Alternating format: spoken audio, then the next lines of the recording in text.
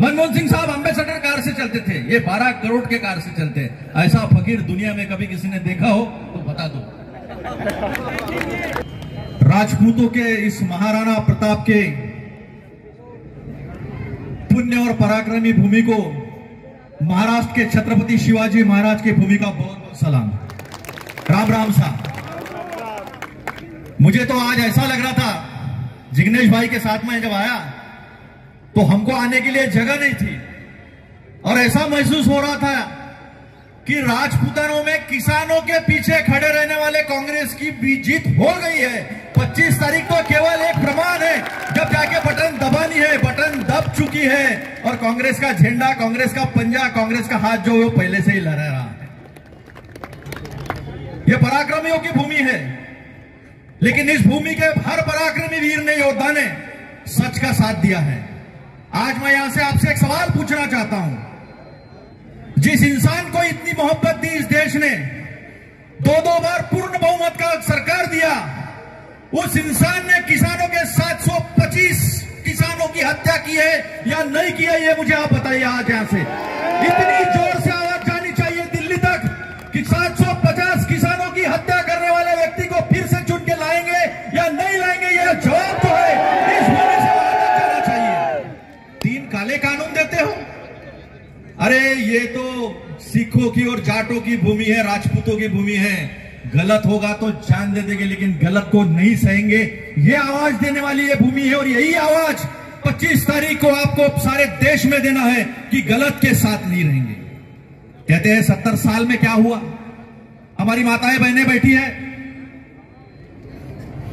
हमारे पुरखों ने एक जोड़ी कपड़ों में हमें पढ़ लिख कर बड़ा किया।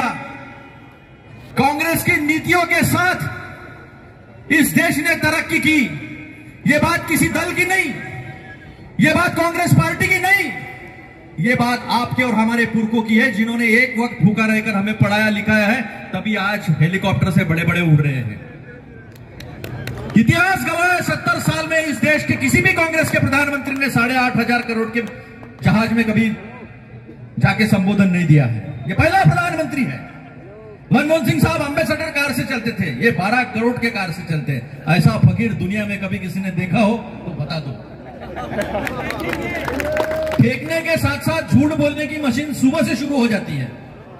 लेकिन मुझे एक बात बताओ, जो देश का प्रधानमंत्री है वो अगर राजस्थान में आकर ये कहे कि मैं 450 रुपए का सिलेंडर दूं, तो राजस्थान की इस पराक्रमी भूमि की जनता, मेरा किसान भाई, उससे यह सवाल पूछेगा कि नहीं पूछेगा? अरे भाई, आप तो प्रधानमंत्री हो देश के, पूरे देश को 450 क्यों नहीं देते हो? यहां आके फिर झूठ क्यों बोलते हो? ये सवाल आप पूछोगे कि नहीं पूछोगे? यहां आके कहते हैं 5 लाख का आयुष्मान बीमा देंगे। अरे भाई, 25 लाख की चिरंजीवी तो पहले ही मिल रही थी। एक संजीवनी लक्ष्मण जी के लिए हनुमान जी ने लाई थी और एक चिरंजीवी जो है अशोक गहलोत जी आपके लिए लाए हैं। तो 5 लाख के लिए बटन दबेगा या 25 लाख के लिए बटन दबेगा? यह भूमि ने देश को पराक्रम दिया है, सच के साथ लड़ना सिखाया है। मैं भी छत्रपति शिवाजी के भूमि से आया हूं, मैं भी उनका मावला हूं जिस तरह आप राजपूत हो। आज मैं आपसे पूछना चाहता हूं, आप सच के साथ रहोगे या झूठ के साथ रहोगे? स्मृति ईरानी आई जी थी, हम महिला का बहुत सम्मान करते हैं, मेरी माता बहनें यहां बैठी है। जब भी सिलेंडर के पास जाते होगे आप, तो आपको याद होता होगा, एक बाटली तो दे दी, लेकिन फिर उसको भरने के लिए पैसे छीन ले, 1200 रुपए तक चला गया। यही स्मृति ईरानी जी थी ना, 410 रुपए में। बोलो मेरे माता बहनों, 410 रुपए में महंगा था ना, फिर 1200 हो गया। फिर अभी चुनाव आया इसलिए 200 कम कर दिए हैं। लेकिन फिर गहलोत साहब ने अपनी माताओं बहनों को चूल्हे के धुएं में झोंकने के बजाय 500 रुपए अपने ही सरकार से दिया है। कांग्रेस की सरकार जो भी आपका पैसा आता है वो आपको लौटा के देती है, और मोदी जी की सरकार जो भी मोदी जी के पास जाता है वो अदानी को दे देती है। तो आपको कैसी सरकार चाहिए, जो आपका पैसा आपको लौटाए, जो आपके लिए पैसा खर्चा करे, या मोदानी टैक्स लगा कर अदानी को दे? कैसी सरकार चाहिए? आज आपको बताना पड़ेगा यहां से दिल्ली में, और पूरे देश में आवाज जानी पड़ेगी आपकी। आखिरी एक ही बात आपको जरूर बताऊंगा। सब कहते हैं बिजली महंगी है, मेरे नौजवान साथी एनएसयूआई के, युवा कांग्रेस के और सारे युवा किसान यहां पर है, मेरी माता बहनें हैं। ये बिजली का बिल कैसे आता है? इसमें भी जीरो इसलिए आता है क्योंकि आपका हीरो गहलोत और सचिन पायलट है। जीरो इसलिए आता है क्योंकि आपका हीरो अशोक गहलोत और सचिन पायलट जी है। मैं बताता हूं आपका बिल बाकी महंगा क्यों आता था। ये कोयला 2 रुपए का खरीदते हैं ऑस्ट्रेलिया से और अपने देश में 10 रुपए में बेचते हैं। जिससे बिजली, जिस संयंत्रों से बिजली बनती है, वो 10 रुपए का संयंत्र यहां 100 रुपए में बेचता है। यही बात हमारे राहुल जी ने ताकत से उठाई थी। बताओ, भ्रष्टाचार के खिलाफ आवाज उठाने वाला राहुल जी हमारा नेता है, यार मोदानी को या अदानी को सारा पैसा देने वाला मोदी अच्छा लीडर है? ये भी इस बार आपको तय करना पड़ेगा। तो फिर ये जो महंगा कोयला और महंगा संयंत्र, इसके पैसे जो है ये ज्यादा देने पड़ते हैं सरकार को।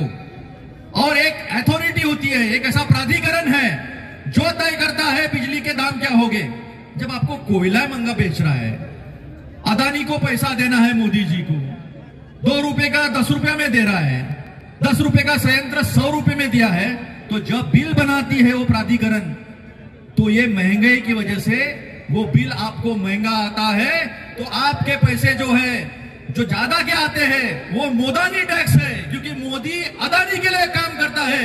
राहुल जी, अशोक गहलोत जी और सचिन पायलट जी आपके लिए काम करते हैं। तो आखिरी विनती महाराष्ट्र की भूमि से, छत्रपति शिवाजी महाराज की भूमि से आपसे यही है, इतना जोर से बटन दबाना, इतना जोर से बटन दबाना कि फिर तो इस दुनिया को पता चल जाए कि यहां सच्चाई की सरकार आ रही है, झूठ की सरकार जा रही है, भेदाभेद की सरकार जा रही है, केवल एक धर्म को दूसरे धर्म के खिलाफ लड़वाने वालों की सरकार जा रही है, एक जाति को दूसरे जाति के सामने खड़ा करने वाली सरकार जा रही है, और इंसान को इंसान मानने वाली, किसान के पीछे ताकत से खड़े रहने वाली, मेरे युवा भाइयों के पीछे ताकत से खड़े रहने वाली कांग्रेस की सरकार आ रही है। ऐसा संदेश आपको देना है। आखिरी इतना ही कहूंगा, हाथ के सामने ईवीएम का जो बटन रहेगा, इतना जोर से दबाना, इतना जोर से दबाना कि अदानी को भी बिजली का करंट लगना चाहिए कि अभी महंगाई नहीं बढ़ेगी। अभी जो है वो 25 लाख का चिरंजीवी, इंग्लिश पढ़ाई और 500 रुपए का सिलेंडर, सच्चा सिलेंडर। नहीं तो स्मृति ईरानी जी ने यूपी में कहा था 13 रुपए की शक्कर देंगे। जरा यूपी में अपने जितने भी रिलेटिव है, जितने भी मेहमान है, उनको फोन करके पूछो 13 रुपए में शक्कर मिल रही क्या? तो नहीं मिल रही, 35 रुपए में शक्कर मिल रही है। तो झूठ की सरकार जा रही है, सच की सरकार आ रही है। जय हिंद, राम राम साहब।